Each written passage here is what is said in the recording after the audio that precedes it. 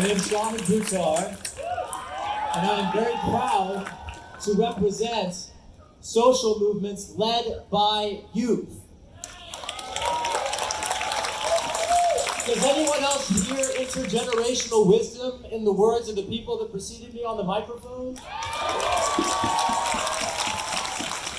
I dare say we are living at a time when all of us are coming to bear.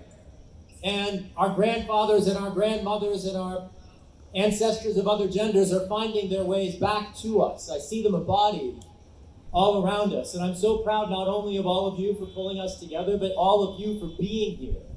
There's any number of ways to commemorate this day. And I can't say that I have ever had a prouder one for me than today.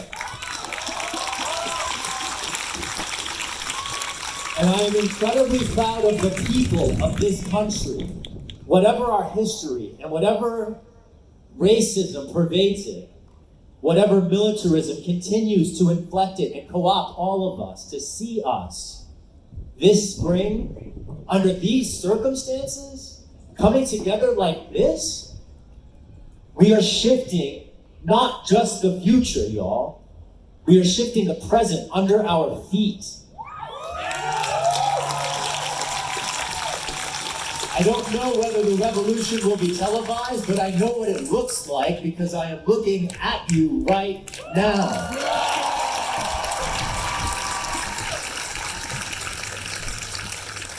So as a person with a literal gray beard, I feel obligated to share like 2 points of history that I think often get forgotten as we respond to events as if they were not rooted in 400 years of history, right?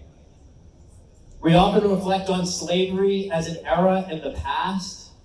There are more people legally enslaved in the United States of America in the year 2020 than at the height or before the Civil War. The height of the antebellum South, there were fewer people enslaved than today. And that might strike you as alarming, and I would ask you just to read the 13th Amendment again. And to inflect this through the memory of Gary Webb. He was a Bay Area journalist who broke the story of the Central Intelligence Agency running crack cocaine into our cities. This is 30 years ago, documented history. And what happened? Did anyone at the CIA go to jail?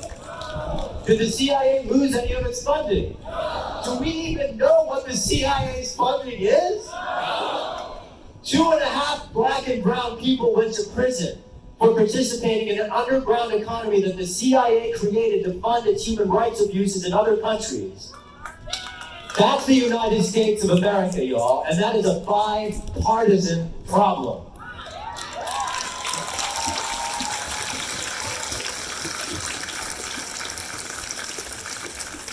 I'm not running to represent you in Washington because I want a political career.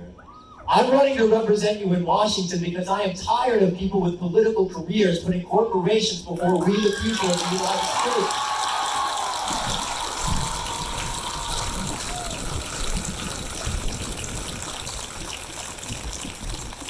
Sabrina talked about the colors of our flag and what they mean, in fact, when we see bodies beaten blue and blood in the sidewalks and chalk outlines. And Michael told us about the need not to settle for mere political theater.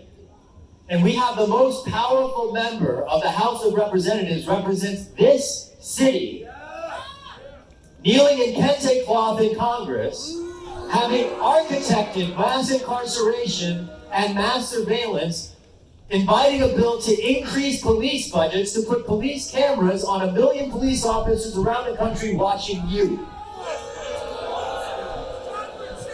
And lest anyone think that putting police body cameras on police officers is going to advance civil rights, I want to just give you a few things to think about there. Police body cameras are a way to hurl more money at police departments and corporations, a corporate ruse, a bait and switch to take calls for accountability and answer them with yet another way to inflate the bottom lines of police budgets while starving our communities. They're actually worse than that. Because more people have gone to jail due to police body cameras than cops being held accountable for any abuses. Police body cameras create evidence for criminal prosecution. They're not friends to civil rights. And let's just get this really sharp. At their best, even if police body cameras recorded everything and we got all the footage, which we don't, we would think that in other cases where we've seen people killed in broad daylight on video seen by hundreds of millions of people, that we would have accountability. Before George Floyd, does anybody remember Eric Garner? Why do we keep saying new names? Because these problems aren't new. And these problems aren't fixed by putting body cameras on police, just like these problems aren't fixed by putting kente cloth on and kneeling in Congress. We will start to fix these problems when we defund police and the Pentagon and we invest in the universal health care, in the social workers, in the housing for all that we, the people of the United States and San Francisco, have needed for decades. I'm proud to be with you today. I'm proud to represent you in Washington tomorrow. All power to the people. All power to the people. All power to the people. All power.